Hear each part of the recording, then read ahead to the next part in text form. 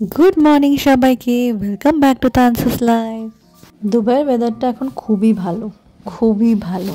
ওই অজস্র বিচ্ছিরি গরম থেকে বেরিয়ে এই টাইমটাকে আমরা সবাই খুব এনজয় করছি। তাই একটা শনিবার বেরিয়ে পড়েছিলাম।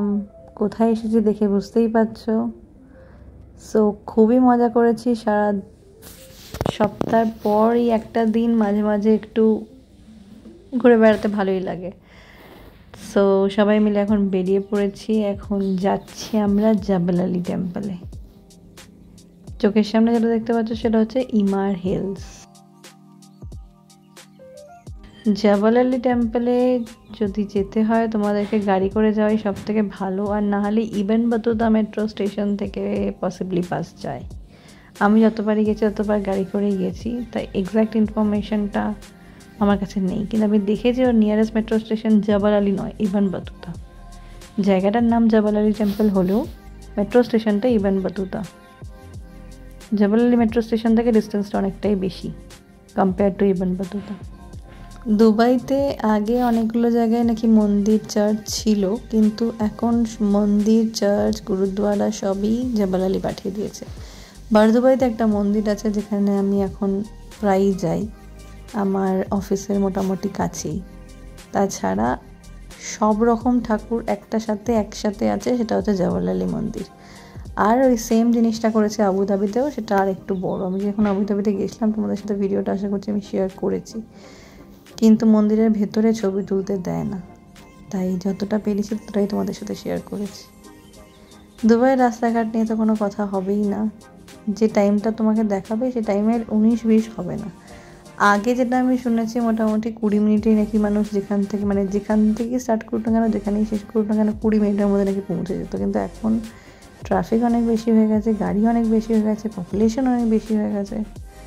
তো সেই জন্য মোটামুটি আমাদের জাবাল আলী পৌঁছতে লেগেছিল 1.5 ঘন্টা মতো, এক্স্যাক্ট মন্দিরে পৌঁছতে। তাও শনিবার, রাস্তাঘাট মোটামুটি খালি।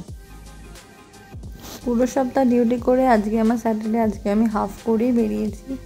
কালকে সানডে, কালকে কি করব সেটা এখনও প্ল্যান করিনি, কিন্তু মোটামুটি সানডে স্যাটারডে একটু ছুটির টাইমটা সবার একসাথে ছুটি থাকলে একটু কিছু না কিছু প্ল্যান করা হয়।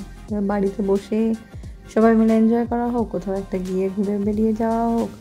এখন ওয়েদারটা ভালো, তাই এদিক ওদিক যেতে ভালো লাগে। মাঝখানে গরমটা যখন পড়েছিল তখন তো আর কোনো তুলনাই নেই। এখন ওয়েদারটা সত্যিই ভালো, কিন্তু এই ভালো ওয়েদারটাতেই নিজেদের শরীরটা খারাপ হয়ে যাওয়ার পসিবিলিটি সব থেকে বেশি।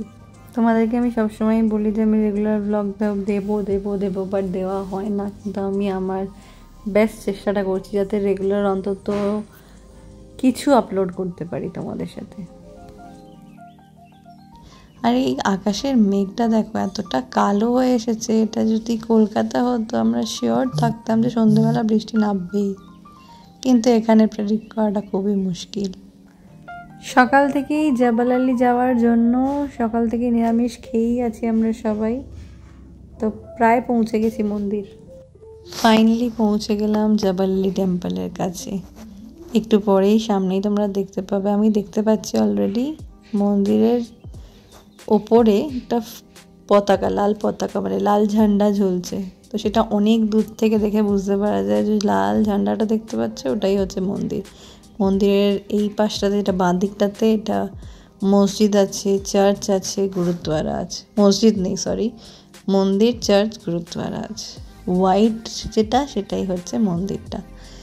এর আগে আমি যখন এসেছিলাম তখন অনেক রাত্রিবেলা এসেছিলাম, তো গাড়ি পার্কিংয়ের ভেতরে পার্কিং করার জায়গা ছিল না। তো ফাইনালি চলে এলাম মন্দিরে। নেবে এখন হেঁটে মন্দিরের ভেতরে ঢুকছি। শনিবার যেহেতু প্রচুর ভিড়, মঙ্গলবার, শনিবার, বৃহস্পতিবার দিনগুলোতে প্রচুর ভিড় থাকে। ভেতরে ক্যামেরা খুব একটা অ্যালাউড নয়। যখন বেরোলাম তখন সন্ধে হয়ে গেছে। অনেকটা সময় আমরা ভেতরে ছিলাম, আর দিনের আলোয় আর রাত্রিবেলার আলোর মধ্যে ডিফারেন্সটা দেখে বুঝতেই পারছি। মন্দিরে এসেছি বলে একটু ট্রেডিশনাল হয়ে এসেছিলাম, ঠান্ডা ছিল। আর সারাদিন আমি, শনিবার ছিল ঠিকই, কিন্তু আমি অফিস করে বেরিয়েছিলাম। আমার শনিবার দিন করে হাফ ডে থাকে। তোমরা কারা কারা জাবাল আলী টেম্পলে এসেছো অবশ্যই আমাকে কমেন্ট করে জানিও। এমন কোনো মানুষ হবে না যে জাবাল আলী টেম্পলে আসবে, এই টেম্পলটার নাম হিন্দু টেম্পল দুবাই, আর তাদের ভালো লাগবে না। পাশে ওটা গুরুদ্বারা, আর রাইট সাইডে একটা দেখতে পাবে, এটা হচ্ছে চার্চ, লেখা আছে দেখতে পাচ্ছ।